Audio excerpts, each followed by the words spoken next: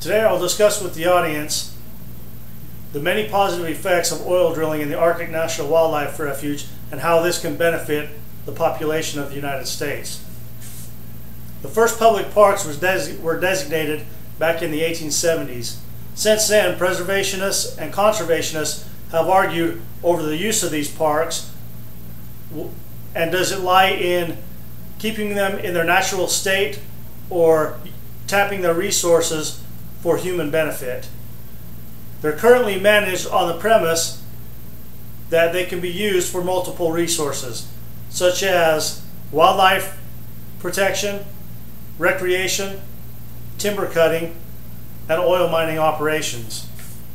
The Arctic National Wildlife Refuge is at the top of the list of these areas that conservationists would like to tap into for its resources. First, a little bit of background about the Arctic National Wildlife Refuge, or the ANWR as it's commonly referred to. It was originally named the Arctic National Wildlife Range, however it's not a wilderness area at all. In 1960 it was designated as a wildlife preserve. In 1967 oil was discovered just west of the area in Prudhoe Bay, fueling the fire between oil and wildlife. It was enlarged and renamed in 1980 by President Jimmy Carter, who also set provisions that its coastal plains be open for gas and oil exploration. In 1995, Congress agreed with this. However, President Bill Clinton vetoed the legislation, and the House and the Senate have been arguing this point ever since. There are many positive effects that would boost today's economy by drilling in the ANWR. Geologists say that the ANWR could hold as much as 16 billion barrels of recoverable oil. This is equal to 30 years worth of imports from Saudi Arabia, and could also fuel California's vehicle fleet for as much as 50 years. The area's natural gas resources could fuel generating plants for the states of Florida, New Hampshire, New York, Pennsylvania, and Wisconsin for as much as a decade. At $50 a barrel, ANWR crude could eliminate up to $800 billion worth of oil imports from foreign countries, and also create up to 700,000 jobs and generate billions of dollars in royalties and tax revenue for the United States of America.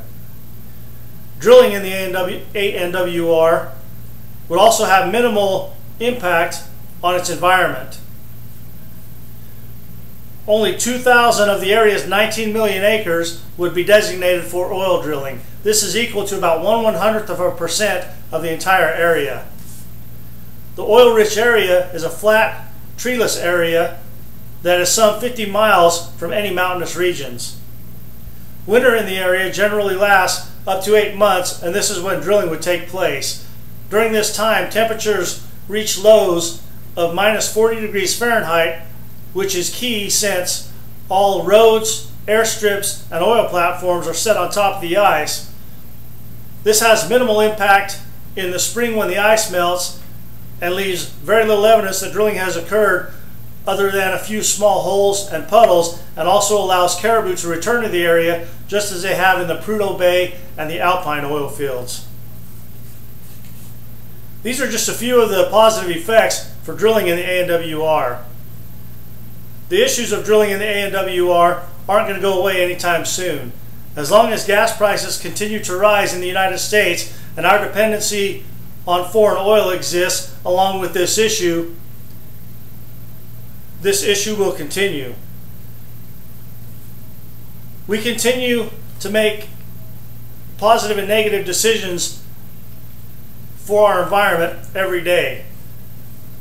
It is my opinion that the positive effects that I have shown is reason why we should be drilling in the ANWR at this time, or reason enough that the government of the United States should be taking a bigger look at the possibilities of drilling in the Arctic National Wildlife Refuge. Thank you.